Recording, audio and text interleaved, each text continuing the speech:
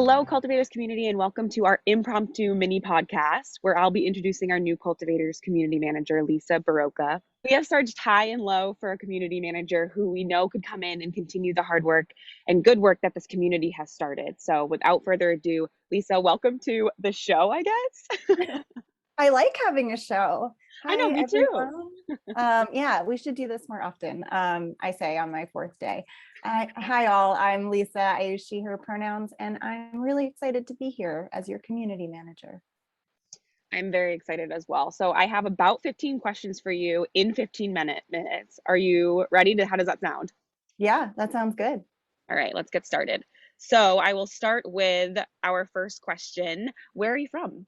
I am from Long Island, New York, which I lived on until about the end of high school. And then I spent some time in Washington, D.C., some time in South Florida, and now I am up in Ithaca, New York, which is my new favorite place.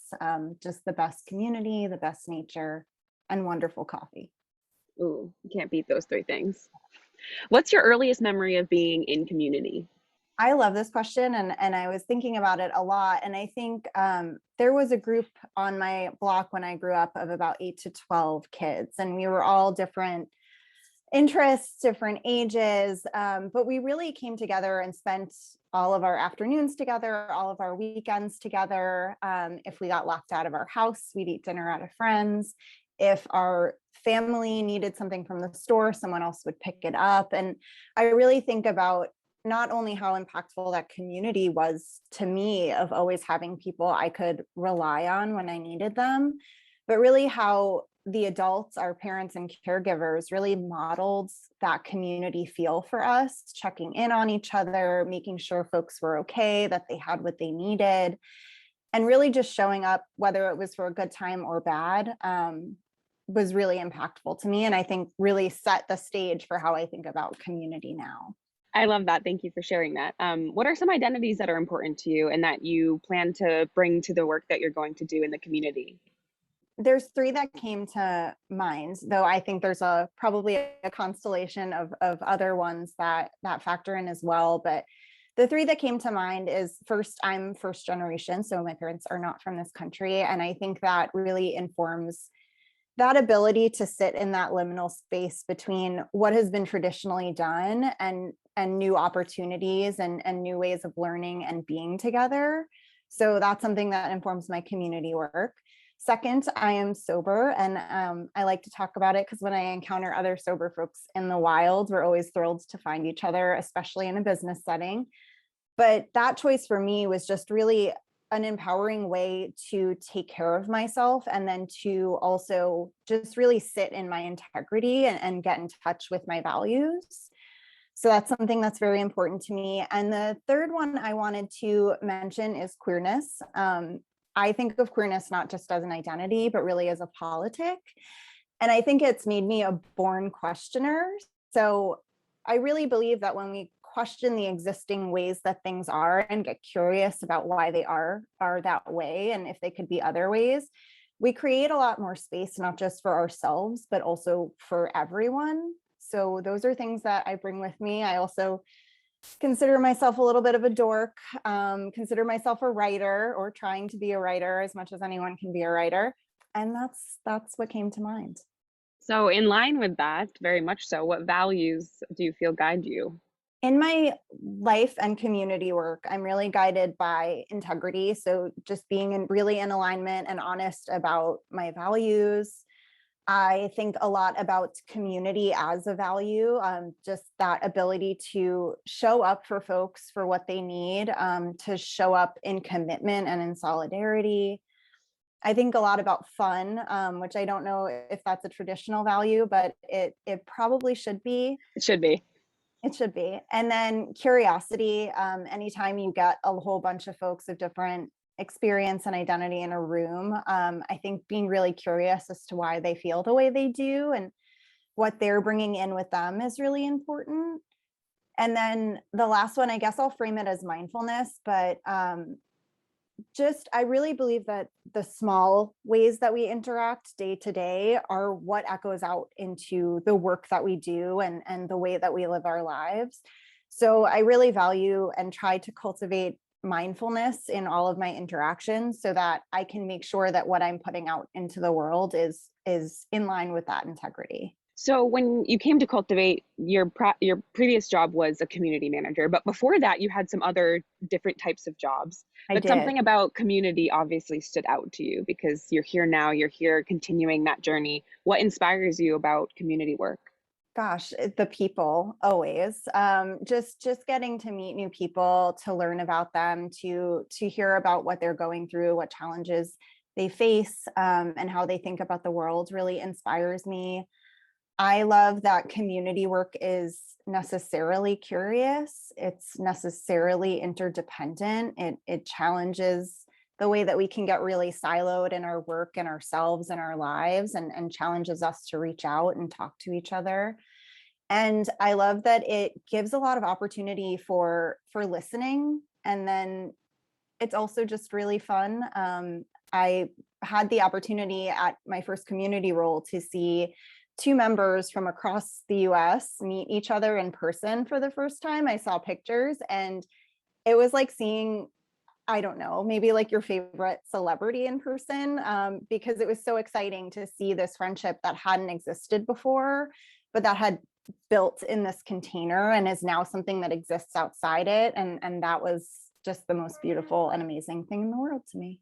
It's very cool. We've had that happen in the cultivators community too, So which awesome. is so special. Yes, especially because the bulk of the community has been during pandemic time, so it hasn't Yeah. always been possible. So when it was possible, finally, it felt very special.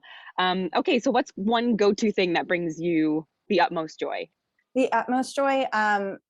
I'm always going to say coffee, but also probably a better example is taking my dog Remy for a walk. We have a creek that runs through our neighborhood, and I like to go there with no headphones, preferably no phone, and just take a moment to listen to the water with him. Classic question that everybody asks, but is a valuable one because it says a lot about, I think, who we are. If you could invite five people, living or dead, to a dinner party, who would you invite and why? I think I shuffled my roster on this like a whole lot in thinking about it. The first person that came to mind was Prince. He's one of my idols. I just think that he's not only an incredible performer and creator and musician and genius, but I think he also did a lot of work to really open up the music industry and stand in that integrity and make change, even when it was really hard to do that. And he got a lot of pushback for it. So that's something that I really honor and respect. And I would also just wonder what he'd wear to the dinner party.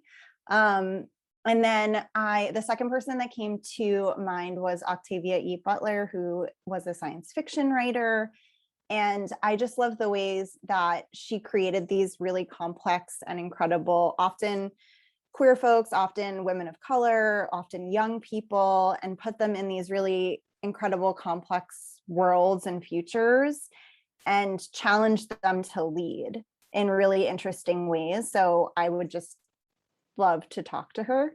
And then Adrienne Murray Brown, who wrote Emergent Strategy, which is sitting right next to me, is one of kind of my community building idols. I love the ways that she thinks about the world and talks about change and talks about evolution and adaptation. And she bases a lot of her work on Octavia Butler's work. So I figure if I can resurrect people for the day, I might as well make someone else's dreams come true. Okay, so that's three. Four would be Tilda Swinton. She is my favorite actress, and I just think that she's strange and wonderful, and I'd love to meet her. So that one's a little selfish. And then fifth, because I'd need someone to sit in the corner with and freak out, I would invite my partner, Max. They'd also never forgive me if I didn't give them the opportunity to meet Prince. So You need someone to be geeking out over all the attendance yeah, with. I would not play it cool at all. So No, neither would I. What's the last thing you read, heard, or saw that you had to tell somebody about?